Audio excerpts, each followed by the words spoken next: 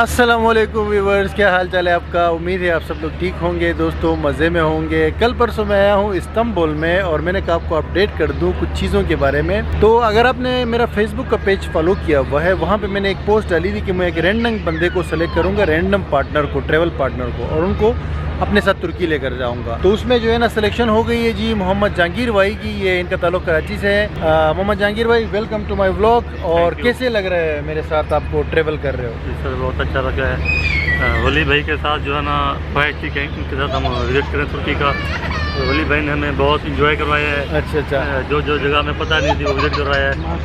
अभी ये चल रहा है, अभी तो हमारा मतलब दूसरा दिन है। तो हम आप लोगों को ये बताना चाह रहे थे कि ना यार, एक तो टिकट बहुत ज़्यादा महंगी हो गई है। अभी मैं तो पेगासुस एयरलाइन से आया हूँ और भाई ने जो है ना वो इतिहाद एयरवेज की फ़्लाइट की थी। पेगासुस जो कि एक लो कॉस्ट एयरलाइन है, उसकी टिकट जो है हमें पड़ी तकरीबन 1,20,000 रुपये की, और आपको भी तकरीबन 1,20,000 की पड़ी है इतिहाद एयरवेज की। तो बाकी तुर्किश और एमिरेट्स वगैरह तो 1.5 लाख से भी ऊपर है। तो ये तुर्की का इस्तांबुल की जो फ़्लाइट होती थी ना, ये पहले आप समझो कि 80,000 से ऊपर नहीं होती थी। इसकी वजह क्या है? वजह ये है कि पेट्रोल की प्राइसेस बढ़ गई है और फिर ख़ासकर पाकिस्तान में रुपया डिवैल्यू हो गया है, तो इसीलिए बहुत एक्सपेंसिव अभी जो है ना ट्रैवलिंग हमें पड़ रही है यहाँ पे जब हम बाहर जाते हैं। उसके अलावा जी मसला ये है कि अभी मैं यहाँ इस्तांबुल आया हूँ। यहाँ पे मौसम तो बड़ा शानदार है।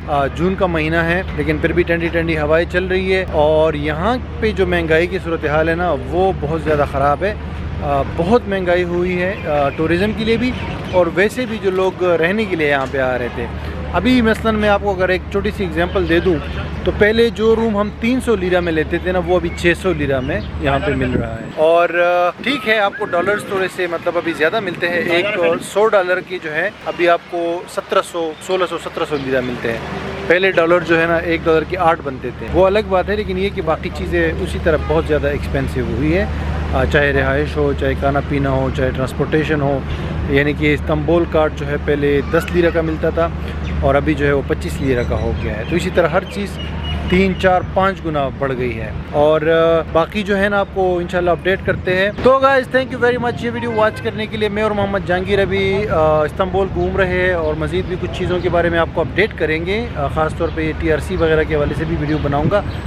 लेकिन अभी ट्रैवलिंग करना जो है हर बंदे के लिए पॉसिबल नहीं रहा। ठीक है, वैसे नॉर्मल लोगों के लिए, या जो आप कह सकते हैं कि मिडिल क्लास लोगों के लिए पहले भी बहुत मुश्किल था, लेकिन अभी तो हम जैसे लोगों के लिए भी वही मुश्किल हो गया है, क्योंकि जो फ़्लाइट्स इतनी एक्सपेंसिव है, रुपी जो इतना डिवैल्यू हुआ है। अगर आपको याद हो तो 2019 से पहले मैं हर मंथ तकरीबन ट्रैवल करता था और 10-12 लाख रुपए में पूरे साल में 8-10 ट्रिप हो जाते थे।